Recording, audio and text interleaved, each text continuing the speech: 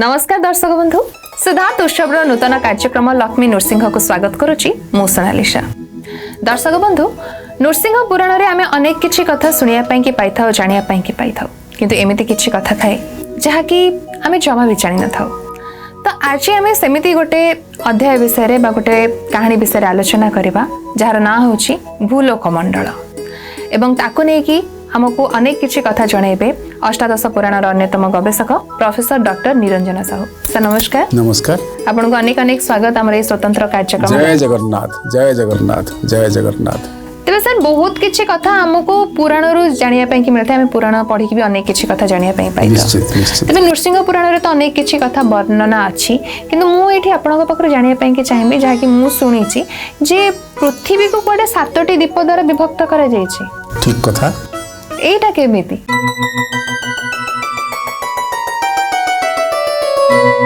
बड़ा सुंदर कथा। प्रिय दर्शक बंधु आपण मान उद्देश्य रे नृसिंह पुराण रे वर्णना कर जायथिबा ए जो कहा जाय सप्त दीपाच मेदिनी। आज्ञा 7टी दीप रे विभक्त होची ए पृथ्वी बा मेदिनी बा धरित्री। से संपर्क रे पुराण रे जहा वर्णना अछि जो 7टी दीप जम्बू दीप, प्लक्ष दीप, शालमली दीप, कुश दीप, क्रौंच दीप, शाक दीप, पुष्कर दीप एभली 7टी दीप रे विभक्त होची ए पृथ्वी। जेते बेले पृथ्वी रे सृष्टि जेतले विलय हो जाए केतेबेले सृष्टि विलय हुए से भली गोटे निर्दिष्ट समय अछि भगवान ए सृष्टि को विलय करंती, प्रलय करंती। जेमती पिंड प्रलय हुए ठीक से भली भाव रे सृष्टि बा ई जो मंडल जहाँ को आमे भूमंडल बोली कहू, जहाँ को आमे संसार बोली कहू, ये संसार मध्य सेमिति निर्दिष्ट समय रे प्रलय हुए। नित्य प्रलय, नैमित्तिक प्रलय एवं महाप्रलय एभली सृष्टि निश्चित भाव दिन दिने महाप्रलय रे विलीन हबो। आपण भाबुथिबे जे निश्चित भाव रे आमे जो 100टी वर्ष बंचुचु ए 100टी वर्ष भितरे बोधे पृथ्वी शेष हो जिवो नाही। आज्ञा ये सृष्टि केते बेले विलीन हबो ताहा केही देखि नाहंती, ताहा केही जानि नाहंती। ताहाको किए जानिछि ना से निराकार ब्रह्म केवल जानिचंती। जे सृष्टि तयारी करिचंती, जे ब्रह्मांड तयारी करिचंती तांको ही केवल गोचर। तांको भितरे समाहित हो जाइतिबा समस्त जीव पुणी सृष्टि होंती। केवल आकाश तत्व थांती, जल पूर्ण हो जाई थाए। सेही जल रे पृथ्वी सृष्टि हुए जाको मेदिनी कहा जाए। मेदरु मेदिनी होइछि एवं ए मेदिनी संपर्क में आम पूर्व तो गोटे अध्याय चर्चा करिचे कि भली मेदिनी सृष्टि है। तेबे आम आज जो मेदिनी कहा जाए मेदिनी केतोटी दीप रे विभक्त यही प्रश्नर उत्तर करने को गला बेले आम कहिबा प्रथम होची दीप ताहा होची जम्बूदीप। आम जम्बूदीप अधिवासी एवं मनु अनुसारे मन्वंतर अर्थात स्वयंभुव मनु ठारू आरंभ करी सप्तम मनु वैवस्वत मनंतर आम पहुँचीचे। एभली जो 14 मनंतर सरीजीव तापर जल प्रलय होता है। ये जम्बूदीप बुड़ी जाती। खाली जम्बूदीप नुहति प्लक्ष दीप, शालमली दीप एवं कुश दीप, क्रौंच दीप एवं शाक दीप, पुष्कर दीप एभली 7टी जाक दीप विलीन हो जाती। जहाँ को जम्बूदीप कहा जाए ताकू लवण समुद्र बोली मध्य कहा जाए। को समुद्र अर्थात 7टी दीप 7टी समुद्र। पुराण अनुसार पौराणिक आख्यान अनुसार 7टी दीप अर्थात आम जहाँ कहले पूर्वर जम्बूदीप ठारू आरंभ करी पुष्कर दीप पर्यंत यही 7टी दीप को घेरी रही 7टी समुद्र अर्थात लवण समुद्र, इक्षु समुद्र, इक्षु कहले आखु, आखु रसर समुद्र, लवण समुद्र, इक्षु समुद्र, सुरा समुद्र, घृत समुद्र, दधि समुद्र, दुग्ध समुद्र आउ सुधोदक समुद्र एभली 7टी समुद्र घेरी रही। आम पाखरे थिबा आमे जो दीपरे बंचुचे या होची जम्बूदीप। जम्बूदीप जम्बूदीपे भारतवर्षे अर्थात भारतटा गोटे वर्ष। जम्बूदीपरे भारतवर्षरे एवं आमे उत्कल खंडरे विराजमान करुचे बा माने भगवान द्वारा आमे इठी आविर्भूत होइचे बा जन्म होइचे। कारण जे जन्म हुए से मरे, भगवान इठी प्रकट हुअंती अप्रकट हुअंती। यही होची भगवान लीला। तेबे जम्बूदीप ठारू आहुरी जहाँ को कहा जाए विशेष भाव में 2 योजन जेतिकी योजन परिवेष्टित होउचंती आमर जम्बूद्वीप ताठारु 2 योजन बड़ होउचंती प्लक्षद्वीप प्लक्षद्वीप ठारू आहुरी 2 योजन बड़ होउचंती शालमली द्वीप आ शालमली द्वीप ठारू आहुरी 2 योजन बड़ होउचंती कुशद्वीप कुशद्वीप ठारू आहुरी 2 योजन बड़ होउचंती क्रौंच द्वीप एही अनुक्रम रे आउ 2 योजन शाकद्वीप पुष्कर द्वीप एही अनुसार द्वीप रे विभक्त होइचंती हमर एही भूखंड बा जहा कहंती भूलोक आमे भूलोक रे अच्छे ए भूलोक संपर्क रे पुराण मानक रे विशेष भाव में नृसिंह पुराण रे बड़ सुंदर भाव में व्याख्या होइचंती भूलोक जेतेबेले भगवान तांक अंडरु सृष्टि करिचंती ब्रह्मांड सृष्टि करिचंती ता तत्सहित मेदिनी मध्य सृष्टि करिचंती ए मेदिनी भितरे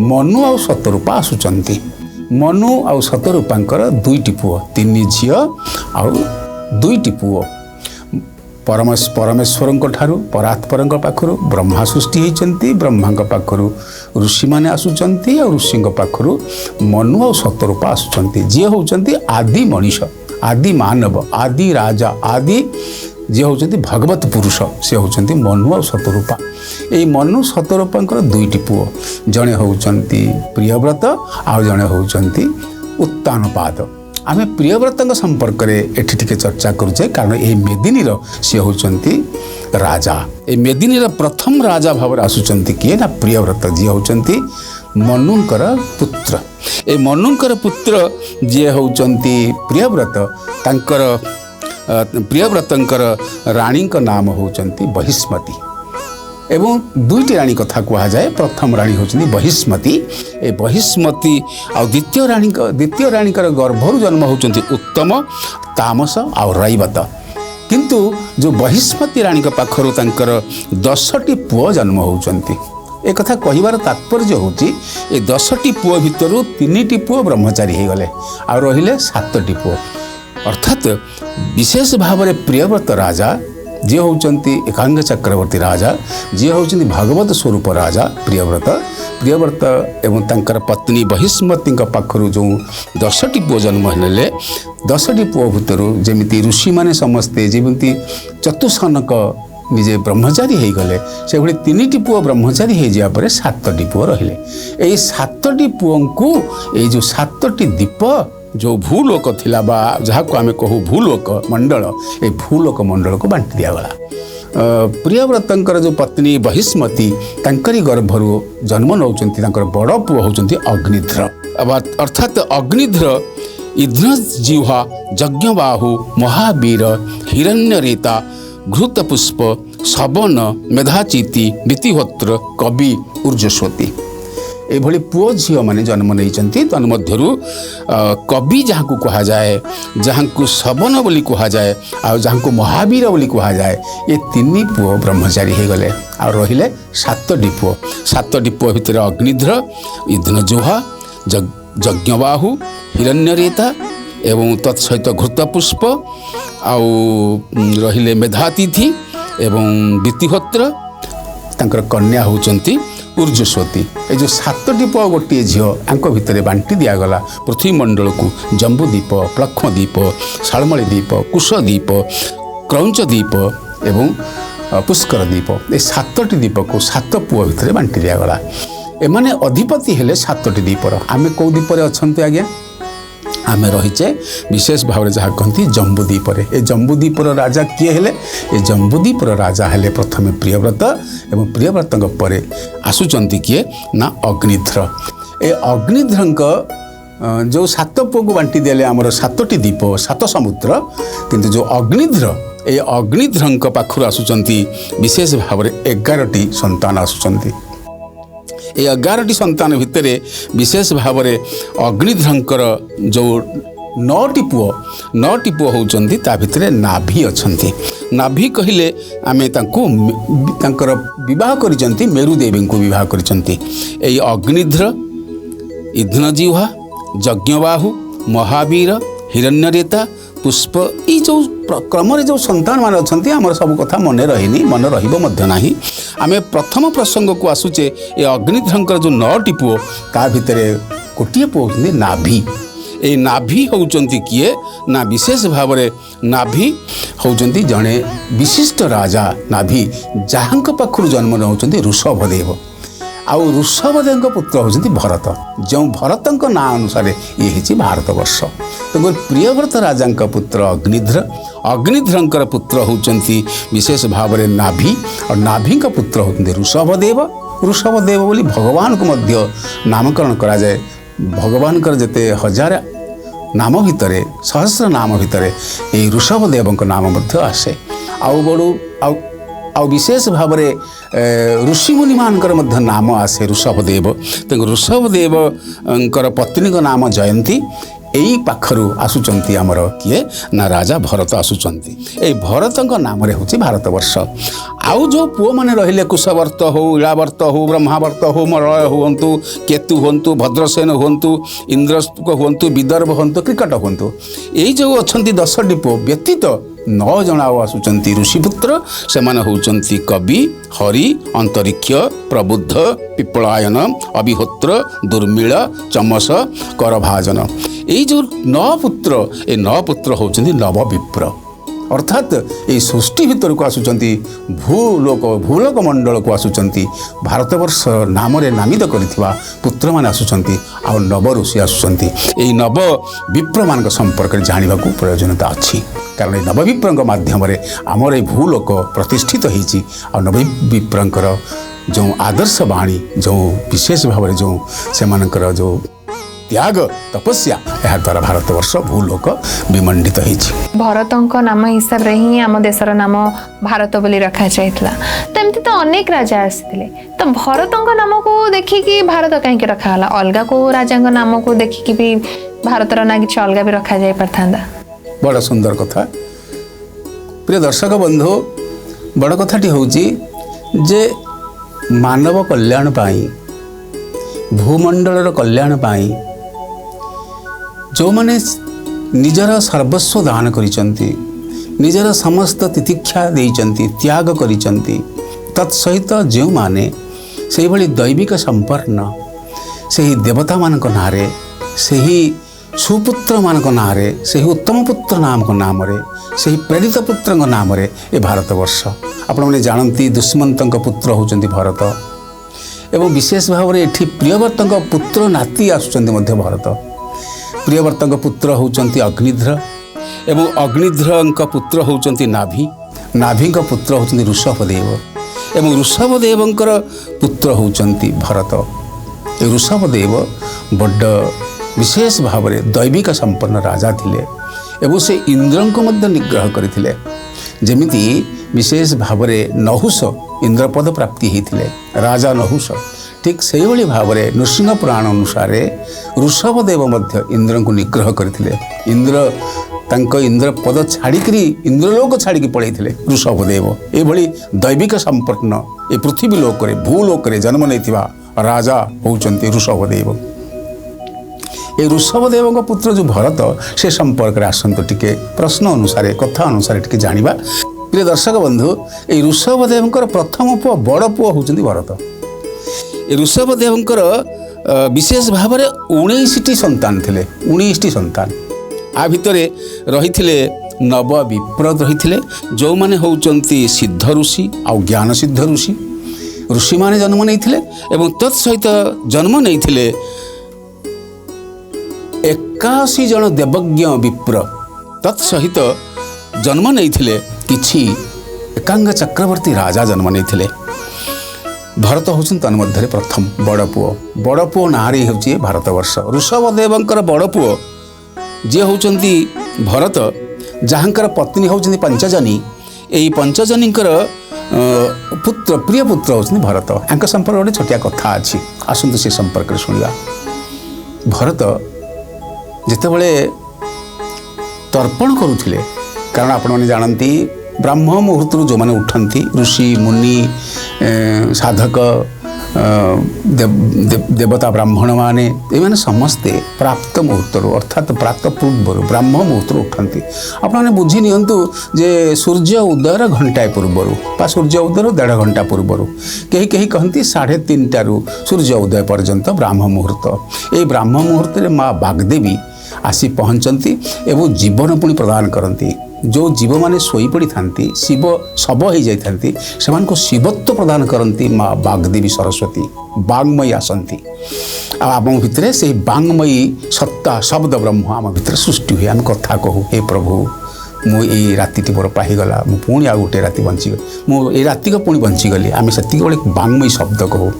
ठीक से ही भाव में आम जिते आसुचे गोटे तर्पण कार्य को कारण ब्राह्म मुहूर्त उठा प्रातः कार्य करवा भगवान को स्मरण करवा कराग्रे वसति लक्ष्मी कर मध्य सरस्वती करमूले च गोविंद प्रभात कर दर्शन कर स्पर्श करवा कर कपाल देखा इत्यादि इत्यादि भूमि स्पर्श करवा बा भूमंडल को बा भूमिखंड को भूमंडल को प्रणाम करवा इत्यादि इत्यादि कर सारा पर स्नान करती से तर्पण करा जाए। ये तर्पणटी हूँ सब गोटे महत्वपूर्ण जमी आम कहू जे भूलोक भुवलोक महलोक जनलोक तपलोक सत्यलोक ये जो 14 ब्रह्मांड मध्य 7 ब्रह्मांड ये कौन कराए ना तर्पण कराए। तर्पण भितर पितृतर्पण गोटे बड़ कथा देवता मान तर्पण एवं पितृतर्पण एवं सूर्यदेव को तर्पण ये जो तर्पण कराए तर्पण करुला बेले हठात से नदीर गोटे अपर पार्श्वर गोटे हरिणी जंप देला लंफ देला कहीं ना ताको गोड़े गोटे अरण्य भितर थिबा गोटे बाघटीए व्याघ्रटीए गोड़े जितेबाला गोड़े सी अंतसत्व अवस्था थिला से हरिणी जितेबाला से निजे डे लंफ प्रदान करी नदीर गोटे पार्श्वर आ गोटे पार्श्व को गर्भवती थिबा ये हरिणीर गर्भर जन्म नेला गोटे छुआ एवं से आसी से नदी गर्भरे पड़ा तर्पण करुला बेले किए ना भरत ऋषभदेव पुत्र भरत तर्पण करुला बेले देखिले माँटे जन्म कर देछि छुआटी भितर दया सृष्टि है आश्रम को आनिले पालिले ताकू बड़ कले अर्थात क्षीर पेइले तार समस्त सेवा कले आम जमी माँ जमी आम सेवा करे कारण गोटे सन्तान जो जन्म होता है गोटे मांस पिंडुलाटी हो जन्म नहीं थाए माँ कौन करे बाँ हाथ में तार मेरुदंड कर देगी बाँ हाथ में छुआटी को रखी केते जमती गाईटे जन्म कले छुआटी को टिके चाटिदेला से डेवा आरंभ करे किंतु मनीष छुआटी एत निसहाय ये मनीष छुआटी एत निसहाय जे ताकू तार शेष पर्यंत मार जीवन शेष पर्यंत से तपस्या करे पिलाटी को बड़ करने ठीक से भाव में एत स्नेह कले जे भरत तांकू हरिणीटी जिते जंगल में पलैला जंगल सहित पलैला ताकू खोजी खोजी खोजी खोजी करी मन पकईले एवं मन पकई पकई कहले कौन ना पुत्रर प्राय स्नेह भरे मन अर्पिला ताहाठारे मन को अर्पण कर देथिले फल कौन है जिते भरतंकर मृत्यु घटिला माने जीवन परिसमाप्ति घटिला से मृगटी हो जन्म है मृगटी जन्म है तापर जड़ भरत प्रसंग आसूची यही भरत जो भरत मैंने आसुच्च दुष्मंत ठार आरंभ कर जड़ भरत पर्यंत ये जो कार्य करिसंती जीवन को देइचंती आउ भरत यही भरत रु भारत है बोली भरत भारत है बोली भागवत प्रमाण करिसंती एवं तत्सहित ए देश अजनाभ थिला एवं भरत भारत होइला भागवत रे वर्णना अछि तेणु करी ये भारत वर्ष भारतंक ठार जन्म लाभ करिछि। किंतु हमरे जो भूपृष्ठ रे सेठिरे मनुष्य मानक कथा तो कहले कि हां एते सारा मनुष्य थिले जनक पर जने राजा है के आसले किंतु ता भितर ऋषि माने भी मध्य थिले किंतु ता सहित वृक्ष लता पहाड़ पर्वत ए सब भी तो से समय रे थिबो निश्चित तो से संपर्क रे टिके हमको कहंदु बड़ा सुंदर कथा आमे प्रिय दर्शक बंधु मन रखंतु प्रियव्रतंक पुत्र अग्निध्र पुत्र होचंती 9टी पुत्रंक भितर आमे जानिले नाभि एवं नाभि व्यतीत आमे जानिले ऋषभदेव किंग पुरुष एवं हरिवर्ष तापर चतुर्थ होचंती इळावृत्त ए इळावृत्त होचंती गोटे पर्वतर विराट एक पर्वतर परिचय इळावृत्त बोली ए इळावृत्तंक ठारू आमे पर्वत संपर्क रे जानिबा। प्रिय दर्शक बंधु जो इळावृत्त से संपर्क में प्रथम आम जानिबा जे इळावृत्त कौन ना इळावृत्त को मेरु पर्वत बोली कहती इळावृत्त को मेरु पर्वत बोली कहती एवं मेरु पर्वत सुवर्णमय पर्वत ये पृथ्वी पृष्ठ रे भगवान कौन न रखिछंती सतरे रखिछंती सबकिछि या भितर हीरा लीला मोती माणिक्य सोना रूपा एवं दैविक व्यक्ति मनीष एवं चारिखानी जीव ये सबकिछि नदी पहाड़ पर्वत सबकिछि रखी साइतिक रखिछंती का पाई मनीष पाई मनुष्य देहे दिव्य ज्ञान देखी संतोष भगवान। भगवान संतुष्ट है कि मनीष पर सबकि दे ये जो इलावृत्त जो आसिले इलावृत्त को विशेष भाव में आम इलावृत्त प्रसंग आसला बेले मेरु पर्वत कथा आसू। ए मेरु पर्वत होउचंती कौन ना सुवर्णमय पर्वत। यार उच्चता हूँ 84,000 योजन। 84,000 योजन होउचंती मेरु पर्वत। आउ यार मध्य भाग किए अच्छी ब्रह्मा अच्छी। मेरु पर्वतर मध्य भाग ब्रह्मा अच्छा। पूर्व भाग इंद्र अमरावतीपुर अच्छी एवं पूर्व भाग व्यतीत अग्निकोण अग्नि जहाँ को कहा जाए तेजवतीपुर अच्छी एवं तत्सहित दक्षिण में संजीवनीपुर बा जमंकपुर एवं तत्सहित नैऋत कोण में भयंकरीपुर बा जमंकपुर एवं पंचम आसुचंती वरुणपुर विश्वामतीपुर एवं वायव्य कोण में गंधवतीपुर एवं उत्तर रे चंद्रंकर विभावतीपुर। ये चतुर्दिगरे कहार ना मेरु पर्वतर चतुर्दिगरे आपणकर देवलोक ब्रह्मलोक ठारू आरंभ करी जमलोक मध्य देइकरी आउ तार प्रत्येक पार्श्व वैकुंठपुर पर्यंत मध्य मेरु पर्वत अवस्थित अच्छन्ति। अर्थात ये मेरु पर्वत पृथ्वीर सबुठारु आम विशेष भाव में कहू जे सबुठारु बड़ पर्वत किए ना हिमालय पर्वत। सबुठारु बड़ श्रृंग किए ना बड़ श्रृंग होउछन्ति एभरेस्ट श्रृंग। किंतु ये एभरेस्ट श्रृंग ठारू 1,00,000 गुण बड़ होउछन्ति किए ना मेरु पर्वत। ये पृथ्वी पृष्ठ अच्छी आम ये पृथ्वी पृष्ठ आम कहवा यहाँ भारत वर्ष अच्छी एटा एशिया महादेश अच्छी नहीं आज्ञा पृथ्वी पृष्ठ अच्छी। पृथ्वी पृष्ठ मेरु पर्वत सबकि ब्रह्मलोक ठारू आरंभ कर सबकि पृथ्वी पृष्ठ अच्छी। प्रिय दर्शक बंधु आम विंध्य पर्वत कहू महेंद्र पर्वत कहू मलय पर्वत कहू ऋष्यमुख पर्वत कहू एवं विशेष भाव में पारिजात पर्वत कहू जिते गुड़े पर्वतर ना आम शुणु विशिष्ट विशिष्ट पर्वतर ना शुणु सह्याद्री पर्वत कथा शुणु ये सब ये पृथ्वी पृष्ठ भगवान द्वारा सृष्टि होती। आ जदि नदी कथा बोली कहू नर्मदा नदी सरजू नदी आ ऋषिकुल्या नदी महानदी जी होती जमुना सदृश महानदी कृष्णा नदी चंद्रभागा नदी ताम्रपूर्ण नदी आ गोदावरी तुंगभद्रा इत्यादि नदी मान द्वारा परिवेष्टित होची भूमंडल। एठी नदी मान पवित्र गंगार जमुनार स्रोत सरस्वती स्रोत सदृश प्रवाहित होउचंती। इठी मध्य पर्वत मान अछंती जो भगवान सबकि गुण कर्म सबकि दिव्य पदार्थ अच्छी एवं तन्मध्य मेरु पर्वत होउचंती श्रेष्ठ। निहाती भाव अति सुंदर भाव में आप वर्णना कले कि किभଳି भाବରେ ଆମର भूमंडल रे ଆମର ସବୁ ରହିଛି पर्वत रही पहाड़ रही सब किछि रही भूमंडल रे ताको अति सुंदर भाव बुझेले। किंतु समय तो सार सरी सरी आसले हमको विदाय नहीं जावाक पड़िबो। हेले विदाय नबा पूर्व सेमती सबुथर आपण दर्शक बंधु मानक व्यासवाणी कहितांती त आजिर व्यासवाणी कोन रहिछि कहितांती। प्रिय दर्शक बंधु भूमंडल कथा चिंता करथला बेले व्यासवाणी आपण मानक उद्देश्य ये गोटे कथा रखी उग्रवीर महाविष्णु ज्वलंतम सर्वतोमुखम नृसिंह भीषण भद्र मृत्युर्मृत्यु नमाम्यहम।